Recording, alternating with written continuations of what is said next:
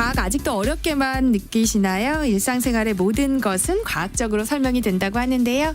여러분의 궁금증 풀어드리겠습니다. 한낮의 과학실 이독실 과학 커뮤니케이터와 함께합니다. 안녕하세요. 네, 안녕하세요. 네, 지난 시간에는 화성 탐사에 대해서 얘기를 나눠봤는데요. 오늘은 달 탐사에 대해서 얘기해 주신다고요? 네, 많은 분들이 관심 있는 주제일 수 있을 것 같은데요. 최근 다시 각국이 우주 탐사에 열을 올리고 네. 있잖아요. 나사도 아르테미스 계획으로 50년 만에 다시 유인 달 탐사를 목표로 하고 있는 상황인 거고 우리도 참여를 같이 한 거죠. 네.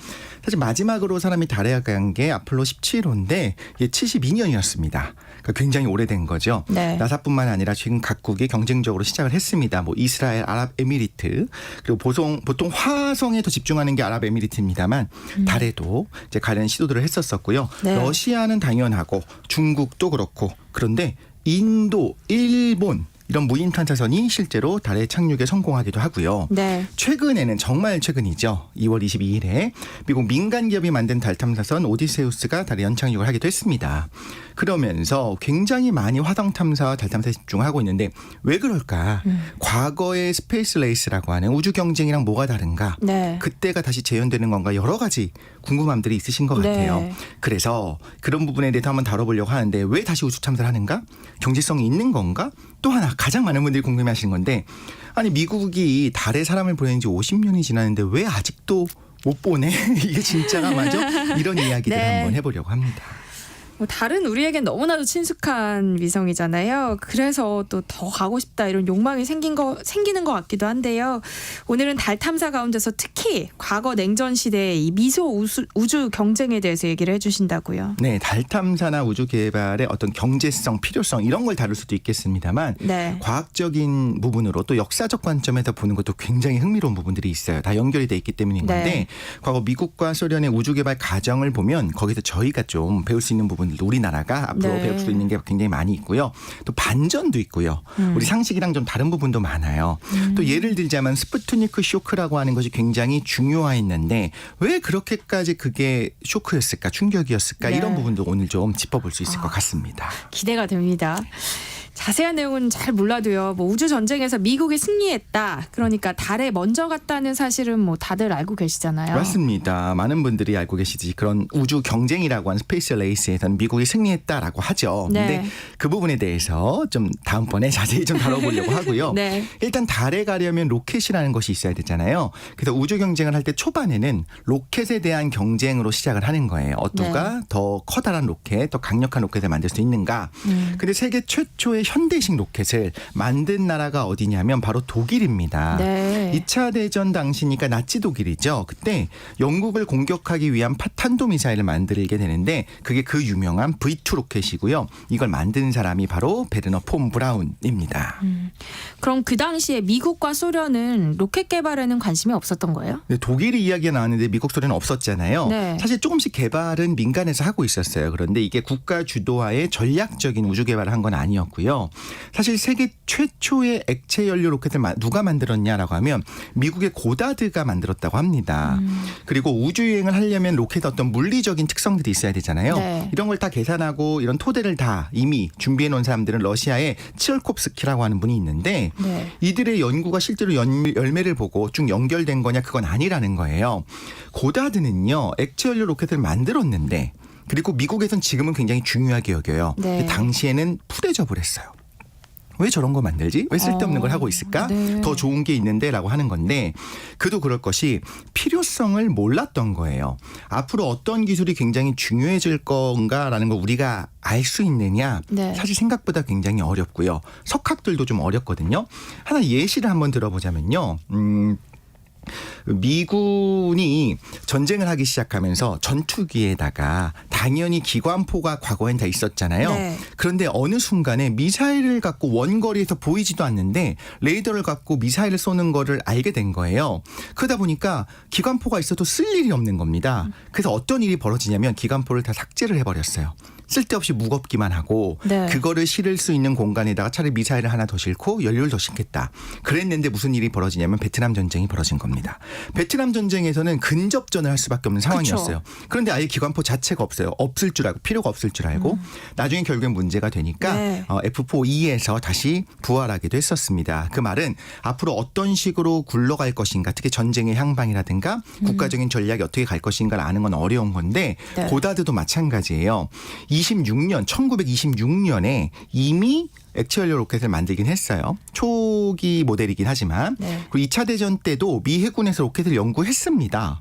2차 대전인데 미국? 그러면 연구를 했네. 그런데 당시에는 고다드의 그 로켓을 활용하는 것보다 폭격기를 가지고 직접 가서 눈으로 보고 투하를 하는 것이 훨씬 더 강한 거예요. 네. 그러니까 필요가 없는 거죠. 그래서 미국이 관심을 두지도 않고 지원도 안 하는 상황이 된 겁니다. 그런데 오히려 고다드의 그 로켓 연구를 보고서 저거다! 라고 생각했던 나라가 바로 독일이었던 거예요.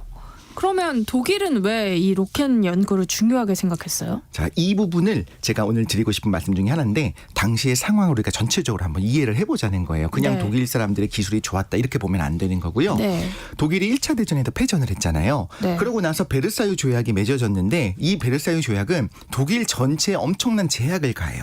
일단 천문학적인 배상금을 내게 하기도 하고요. 네. 군대의 규모도 제한을 합니다. 10만 명까지밖에 못 가지게 이렇게 하고 네. 전력의 제한을 가지게 되는데 예를 들면 뭐 항공 이런 공군을 아예 소유할 수 없게 만들어버렸어요. 그러니까 비행기 개발 자체를 못하게 했어요. 네. 근데 사실 1차 대전 당시의 독일 제국이요. 우리가 생각하는 것처럼 악한 제국은 아니었거든요. 그렇게 볼 수는 없어요.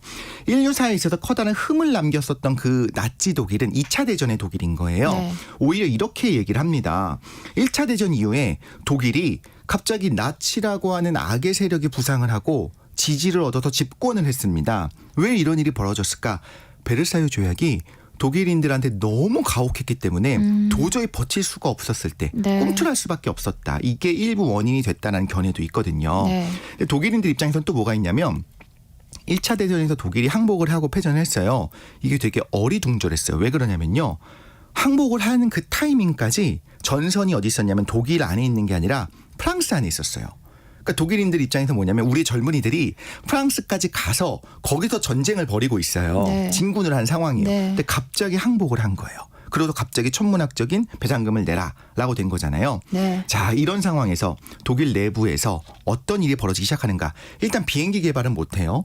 근데 우리가 이렇게 프랑스라든가 영국이라든가 많은 나라들이 우리를 제약을 가하고 있어요. 네. 우리는 부응해야 되는 상황이 된 겁니다. 독일 국민 입장에서는요. 그래서 베르사유 조약에서는 로켓 연구를 하지 말란 말이 없었어요. 그러니까 로켓 연구를 해야겠구나라는 생각이 있는 거고 네. 안 그래도 쥘 베른이라고 하는 분이 만든 소설이 해저 이만이라고 우리가 굉장히 유명한데 네. 지구에서 달까지라고 하는 소설이 굉장히 유명했어요. 네. 그래서 우주 여행을 하고 싶어하는 어린 과학도들이 그 당시 세계에 많았거든요.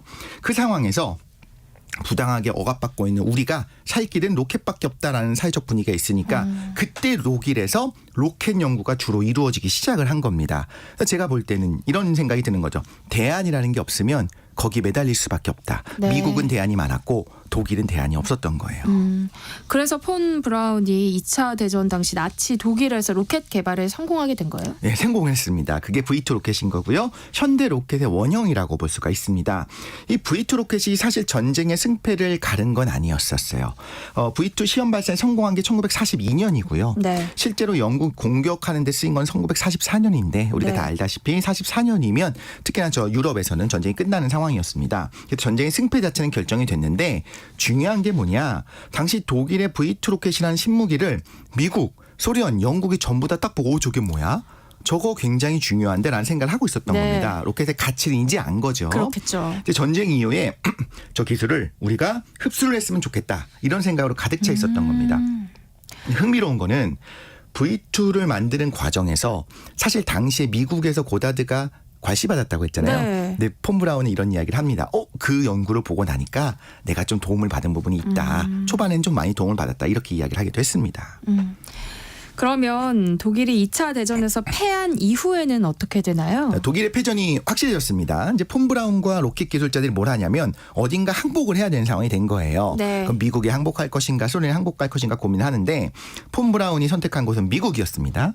그래서 미국은 폰 브라운과 여러 핵심 로켓 기술자들을 전부 다 미국으로 데리고 가도록 협상을 하는데 네. 그때 미국이 어떤 작전이 있었냐면 가치가 있는 전범을 확보하기 위해서 페이퍼클립 작전을 했어요. 그래서 아주 나쁜 전범들 말고 이렇게 가치가 있는 전범들은 다 네. 미국으로 수송해서 데리고 오고 싶었던 거예요. 네. 그래서 미국으로 다 데려가게 되죠. 소련은 미국이 가져가고 남은 잔해에서 뒤적뒤적하면서 부품, 설비 그리고 엄청나게 많은 기술자들, 노동자들을 데리고 가게 됩니다. 근데 폰 브라운의 V2가 당시에 너무 앞서 있어. 한 25년 가까이 앞서 있던 기술이기 네. 때문에 사실 독자적으로 미국과 소련에서 조금씩 연구를 하고 있었잖아요.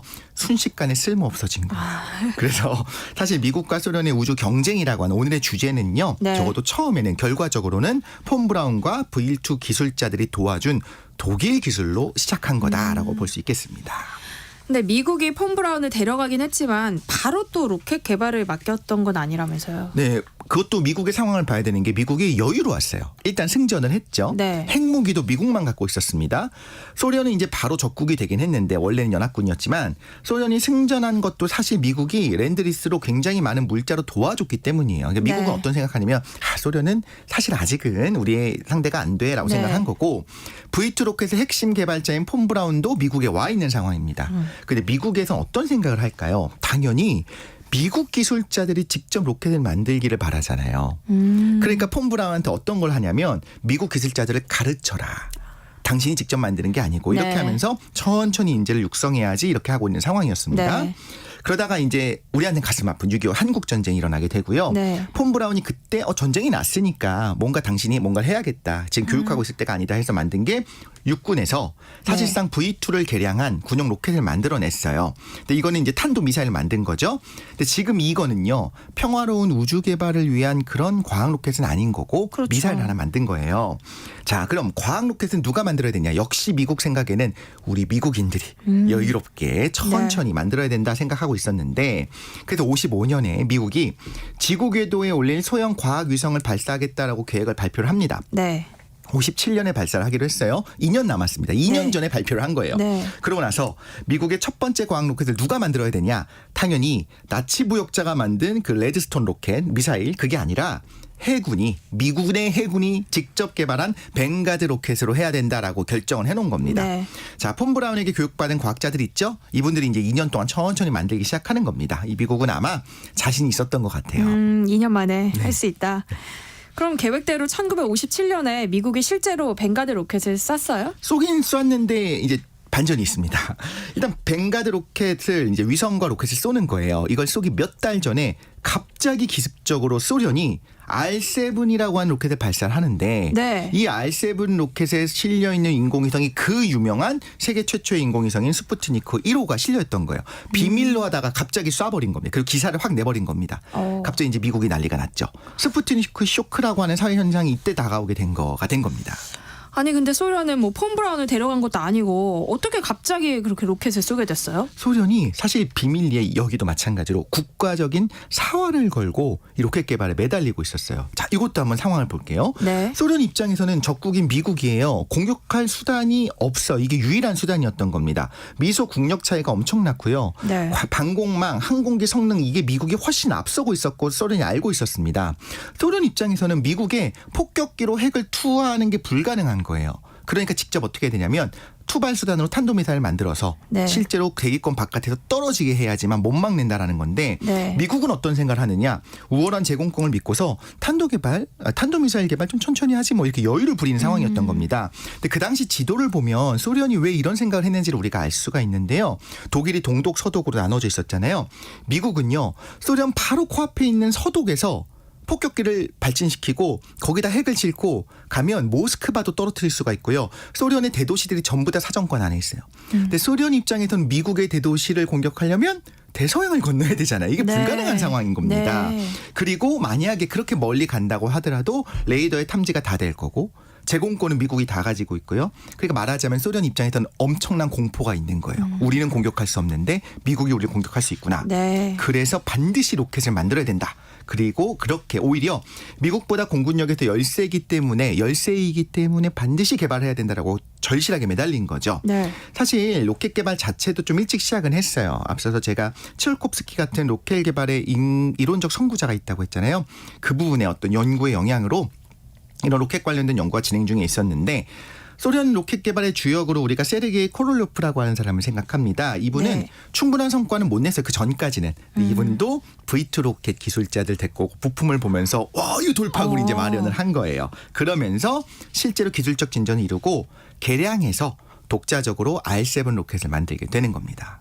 그러니까 소련의 우주 개발도 결국에는 독일의 V2 도움을 받았다는 거네요. 맞습니다. 그런데 실제 정말 직접적으로 독일과 대치하고 전쟁을 벌였던 건 소련이거든요. 네. 소련 입장에서는 독일 기술자들이 도와줬다라고 하는 거는 미국 입장보다 훨씬 더 부담스러운 상황인 거예요. 그래서 최대한 빠르게 독일 기술자들한테 필요한 정보를 다 뽑아내고 그다음에 소련 기술자들을 통해서 로켓을 만들고 싶었던 겁니다. 그래서 초반에는 여러 가지 도움을 받아요. 설계도 하고 카피도 한번 해보고 네. 뭐 항법 작지 같은 도움을 받지만 결국에 로켓 연구가 좀 빨랐던 독일의 미국보다 상대적으로 빨랐던 소련 소련이요? 입장에서는 네. 금세 그 기술을 흡수해서 결국엔 거대한 R7 로켓을 만든 거고요.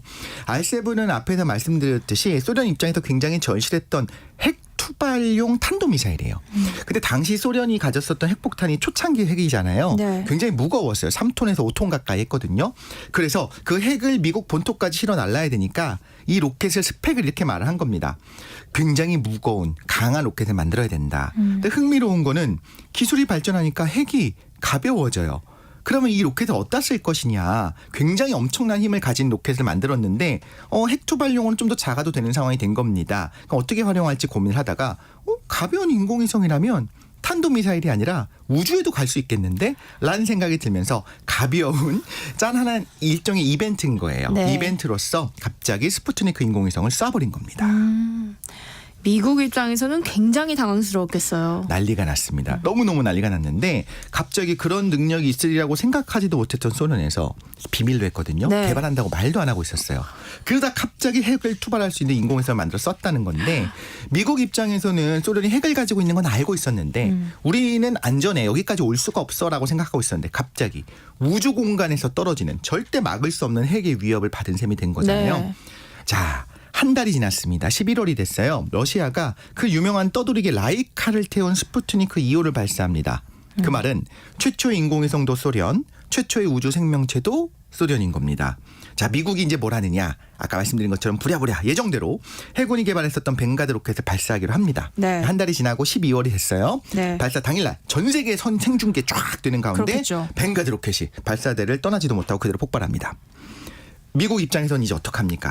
제 생각에는 미국의 그 관계자를 거의 사색이 됐을 것 같아요. 그렇겠죠. 큰일 났다.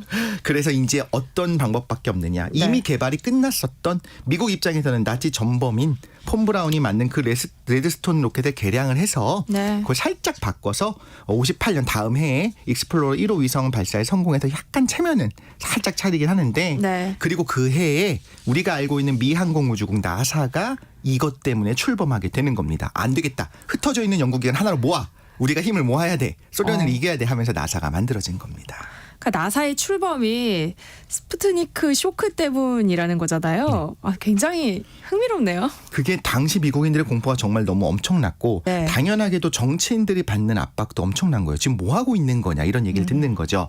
이 나사 설립된 것뿐만 아니라 스푸트니크 쇼크가 사회 전체에 영향을 주는데 그중에 하나 유명한 게요. 네. 미국 교육 시스템이 그 당시까지만 해도 창의력 위주의 열린 교육이었어요. 아이들이 원하는 교육을 하자였었어요. 네. 그러다가 주입식으로 바뀌는 게 이 이후입니다. 미국에서 무슨 생각을 했냐면 아니 하라는 공부 안 하고 수학과학 공부를 해야 되는데 아이들이 하기 싫다고 해서 안 했더니 그랬더니 이렇게 이런 사달이 벌어진 거 아니냐. 이런 식으로 하면서 교육 제도가 바뀌는데도 일조할 정도로 엄청난 쇼크였던 겁니다. 교육 제도까지 영향을 미칠 정도면 진짜 대단하네요. 이야기가 굉장히 흥미롭습니다. 달 탐사와 관련해서 본격적인 얘기가 나오지도 않았는데 시간이 다 됐어요. 네, 이제 대반전이 좀 있으면 벌어지려고 네. 합니다. 그래서 다음 주에 살짝 어떤 얘기를 할지 좀 말씀을 드리자면 미국도 결국 인공위성 쏘기도 하고요. 네. 사람을 우주로 보내기도 합니다. 근데 그 과정에도 계속 소련이 앞서다가 네. 어느 순간에 대승적인 결단을 내리고 우리가 알고 있는 그 케네디 대통령의 연설이 있는 거예요. 네. 사람을 달로 보내겠다. 그래서 네. 달로 가게 되는데 다음 시간엔 그 얘기뿐만 아니라 네. 그래서 결국에 이 우주 경쟁에서 성공한 게 과연 미국이 맞냐부터 시작해서 네. 이것의 유산들에 대해서 우리가 한번 알아보면 사회적인 내용을 같이 다뤄보면 훨씬 더 흥미로울 수 있을 것 같습니다. 네. 제가 지금 그 문자를 못 찾고 있는데 어떤 분이 50년 전에 달에 갔는데 왜 아직도 이 이야기를 하고 있을까요? 이런 거 보내주셨거든요. 네네. 그거에 대한 답을 다음 시간에 구해보도록 하겠습니다. 한낮의 과학실 이독실 과학 커뮤니케이터와 함께했습니다. 고맙습니다. 감사합니다. 네, 세상의 모든 정보